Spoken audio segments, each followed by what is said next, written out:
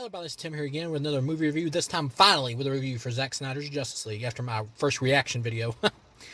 Yeah, man, this was blowing my mind. Like, this flick was hyped up for me from just the hype. But just like with the hype, I thought the movie was just going to be like good, maybe great, but not like blowing my mind like it actually did. Like in terms of Zack Snyder, I'm a Zack Snyder fan. If you listen to my commentaries for Man of Steel and Batman vs Superman, I thought Man of Steel was a great flick, a great Superman movie, but nothing like amazing or awesome. I thought Batman vs Superman was an Elseworld DC Comics masterpiece. Like in my opinion, that's like Snyder's version of the characters more than it is like the actual DC versions, and that's fine. It's just the same thing like Tim Burton and everyone else has done with the characters. But this completely 100% captured the heart of the DC Comics characters. Like, even if you are not a fan of Snyder and what he's done with the other two DC movies, you will probably love this. If you are a fan of DC, you should love this. This was easy 4 out of 4 masterpiece. It's almost like the same plot as the first one, but everything is just like so friggin' developed so much better, and the tone is so much more serious with great music. Yeah, at the beginning of the movie, it did start to feel like it was running a little long in certain sequences that kind of could be cut. Like there's like the scene like where you've seen it in the other version where Aquaman like jumps into the water, except here like all the people on the island are like singing about him leaving or whatever, like he's like their deity or something. That probably could have been cut, but other than that, other than that, this is just so much better executed than the theatrical version. The theatrical version, like, honestly, when I watched it, I just felt like, this is just like a Super Friends, like, more kid-friendly version of the DC movies, other Zack Snyder DC movies that they've been doing. They've obviously watered it down to try to sell it to the more lowest common denominator.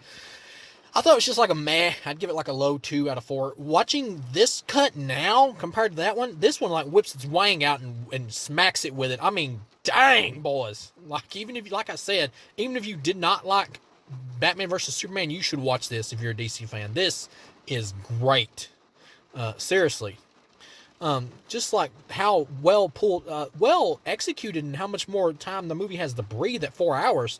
Like, yeah, I will say it does start to feel a little long once you get partway through it, but at the same time, everything happening on screen is so freaking cool that you're just like, it's running long, but give it to me, I want more! You just can't take your eyes off of it. The characters are so much better developed here. Like, you got the scene where with Flash like trying to get a job and all that, and trying to move on with his life at the same time while still holding himself back while caring about his father in prison and all that. And you got a really funny comedy scene where he like rescues Iris, who's going to be like his future girlfriend or wife, played by Kiersey Clemons, who's only in like one scene, but she's coming back for the Flashpoint movie, which is really cool. It's pretty much them meeting each other for the first time. And he's like rescuing her from this auto accident. He's in there in a job interview, and he runs out and his shoes explode. And he's freaking like grabbing her, and there's hot dogs like flying up everywhere from the accident. He actually grabs one and puts it in his pocket, which is really funny. Every now and then, though, like 1 or 2 of the Flash's jokes don't really work, but the comedy relief with him in here is done extremely well. And I'll say this, the cinematography for this movie, like the looks of like the the mascara place with the Amazons, just looks beautiful. Zack Snyder, this is the best looking, cinematography wise, the best looking comic book movie I've ever seen. Maybe one of the best looking movies period I've ever seen. The colors here are absolutely beautiful. Even in the nightmare scene at the end where Jared Leto cameos as the Joker, and that's another thing, Jared Leto cameoing as the Joker at the end, he is way better here than he was in Suicide Squad. Like Suicide Squad, I liked his Joker, but that was more like an Elseworld, its own thing Joker. I thought it was great for what it was, and I liked the look because I thought it worked for like an Elseworld type Joker. I felt like the director was kind of doing his own thing. David Ayer was with that one. I didn't mind that Joker, but this one is much more close to the comics. He's like got like on a SWAT outfit with police badges and everything. He's like a survivalist Joker, and he plays it. Jared Leto plays it like a crazy, like modern Cesar Romero, and it's really friggin' funny. He's like messing with Batman, like, well, if you kill me, then who you gonna have to give you a reach around? That made me laugh my ass off. And then you get like a reference to Harley Quinn, like Batman's talking about, he promised Harley Quinn he would kill the Joker because apparently the Joker has killed Harley Quinn in this timeline. You got pretty much the same story as the other one, but everything's just like I said, so much more developed. You got Cyborg. Cyborg's the best new character here in this version of the movie. His whole story is like so much more well done here. Like however you feel about Ray Fisher and all the drama with him versus WB, and whether you feel like he's overblown it or whatever, regardless, the dude's great in the movie, and his arc is great. Everybody gets a full arc in this version. Aquaman's still great here. Jason Momoa is, but he gets kind of the shorter end of the stick, which is not a problem. Every character here gets their perfect time to shine, but compared to like the bigger ones, he gets the more shorter end of the stick. The Flash is great. His comedy is great, even though some of them don't hit their mark. He's way funnier in this version than even the Josh Whedon version, and the comedy's better here. Like, he's much better developed here, and he gets a lot of cool, awesome scenes. At the end of it, when the mother boxes like finally fuse together and go off in a Trinity explosion, like destroying the planet, we see him actually reverse time, and the scene is freaking awesome the way it's directed. Can't believe that was like removed from the theatrical cut or not finished or whatever for it. That Some of the CGI in the beginning of the movie, though, is a little off, and that's because they kind of rushed it to get it finished. It is a little off, but at the same time, you're getting really into the story, so you don't really notice it. You got more future flashes of like Superman being evil, or setting up for Superman might turn evil with Darkseid, like mind controlling him or whatever, with the anti-life equation, and like killing Lois Lane. Really cool setups and adding on to the stuff from Batman vs Superman that was set up there. Honestly, this movie being so good will make people who didn't like Batman vs Superman, some of them, actually like go back and see that now more in the context of this trilogy and be much more understanding of it and probably enjoy it a lot better. Same thing with Man of Steel for people that didn't like that one. Honestly, that's how good this flick is. Superman comes back to life finally at the end. You get a much more badass epic fight with him versus the League. And Batman has like these built gauntlets from Alfred that are able to like absorb energy to take like hits from the parademons, like plasma rifles or whatever. And it's like absorbing Superman's heat vision, but he overloads it and blows it up, and he starts shooting the other one. And then Lois is like out buying coffee, and she happens to see him fly up in the air and shows up there. Towards the beginning, Lois is. It was cool that they introduced Lois there, but towards later through the movie, her character was more like kind of minor, and you kind of like wanting to focus more on the League, really, and they do. But when it gets to like her and reuniting with Superman, it was really epic, and they fly off together just like in the theatrical cut. But the score here and just the way it's filmed, it just makes it so much better. The score here, I believe the band that did the score or the composer is Junkie XL. I think they also did BVS. The score here is freaking awesome. I want this soundtrack. It was awesome. The Amazonian theme for Wonder Woman was awesome. I know it seems like I'm gushing over this movie. It isn't flawless. It does have flaws. Like, there are certain things here, like, deliberately set up for future films to explain, but they don't really bother you too much because you're so into the movie, and what you are getting kind of makes up for it. Like Martian Manhunter, they don't really explain why he's not fighting for the world, or why he didn't used to fight for the world, because you find out he's Colonel Swanwick or whatever, the black military dude from the other two movies. But at the end of the movie, when he shows up to pretty much meet Batman and talk about how Darkseid's going to be coming for the anti-life equation, he'll be here to like join the League, and he tells him his name's Martian Manhunter before he flies off into the air, and then the screen cuts off and it says For Autumn, Zack Snyder's daughter who committed suicide, sadly. That made me really weep.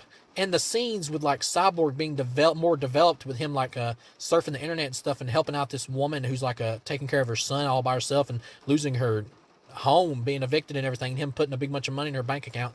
That made me cry, to be honest. And I'm not just saying that to gush over the movie. It really did. This movie is just like such a freaking epic. You get this other awesome scene where the movie split up into chapters. It is really long. This is not the version that would have been released in theaters even if Zack had stayed. But he splits it up into chapters with different names. When you get to like the one that's called like the Change Machine or whatever name chapter, there's a cool scene where Flash is rescuing these people, and a bunch of debris like falling off the building where Steppenwolf is fighting, and it's going to fall on those people. And he like zooms all over and above them and gets the debris out of the way. It was an awesome scene. I can't believe they cut that. So much good stuff cut here for no reason whatsoever. It just felt like Josh Whedon was just told, make this more of a family-friendly film and just cut it down as quick and as fast as possible. This movie's getting good critic reviews, and from a lot of critics who have bashed Snyder, and I can see why. This is easily his best film. And I don't agree with like their opinions on BVS. Like the theatrical cut of BVS I do, because that was pretty bad. But the ultimate cut was a masterpiece. This is better than BVS. I think BVS was a masterpiece as an Elseworld movie, but this is a masterpiece as a DC movie. This is pure DC, not Elseworld DC like Batman vs Superman. Pure, warm heart, like heroic, inspirational DC, truly. Batman vs Superman is more like the dark chapter of the trilogy leading to this, kind of like Empire Strikes Back, and it really flows very well if you watch the movies in order, which I did before this. But yeah, this is really an epic. I can't stress enough how enjoyable this was, and it leaves also a perfect setup at the end for a Ben Affleck Batman movie spinoff. Now, the thing is, whether we get spinoffs or not, or the movies that this thing sets up for, will depend on how well this does, whether or not they want to go through with it, and whether or not the actors want to come back and do another one, which I'm sure they would do another Justice League. if the studio wanted to, and they didn't make it a chaos event like they did that first one. I'm sure they would come back. Ben Affleck would kind of be tricky, but I think he would come back for Zack. But yeah, all in all, easily 4 out of 4 masterpiece flick. Steppenwolf is great here. Easily the best DCEU villain thus far, and Darkseid is even better from the tease we get of him to set him up for the sequel. But Steppenwolf is also great here. He's just so brutal, like ripping through friggin' doors like the Hulk and stuff. And the way Cyborg's father like sacrificed himself, you think he's trying to destroy the mother box. He's actually trying to like heat it up with a laser so to emit like an energy reading so they can track it. So he sacrificed himself to do that, and he pretty much gets blowed up in the laser room. And Steppenwolf's like ripping the place apart trying to get to him. And just the scenes with Cyborg are so like, Zack Snyder said he was the heart of the movie, and I wasn't sure going in this, like, yeah, is he going to be the heart of the movie? I don't know. How good is Cyborg actually going to be? But damn, he surprised me. And Ray Fisher was great here. Easily a better cut of the movie. I've heard like Zack Snyder like talk about, well, WB still considers the theatrical cut canon. The theatrical cut is no longer canon, people. Just like Batman vs Superman, Ultimate Cut is canon. This is canon. This is the true Justice League movie. Easily, there's no comparison. This has got to be followed up. They have no choice now. Really, they honestly don't. Because there's so much hype with this. It's getting such good critic reviews and great audience reviews, even from Zack Snyder haters. This has got to be followed up. If it does not get any kind of follow-up, or at least a spinoff, the studio would be wasting so much potential money. I just cannot believe they would do that. I cannot believe a studio would do that. Money, I don't care whether they like Zack Snyder or not, whether some of the people do that's working there. Money talks and BS walks, boys. There's no reason, regardless of how you feel about Zack Snyder or his films, to waste the potential that this movie brought to this franchise. No reason. I like this better than Infinity War. And Infinity War I like better than Endgame, like slightly better than Endgame. For a DC fan, this is your friggin' Infinity War. This is my second favorite comic book movie of all time after The Dark Knight. Dark Knight I still think is better than this. And Jared Leto's Joker was great here. Like, Joker, comic book wise, he perfectly captures the comics. Like, as an updated crazy Cesar Romero in the one sequence that he's in is pretty much like near the cap off of the movie. He was great here. I hope if we do get a sequel that he is in more of the movie and showing him team up with Batman more, and you can even do a flashback showing the death of Robin.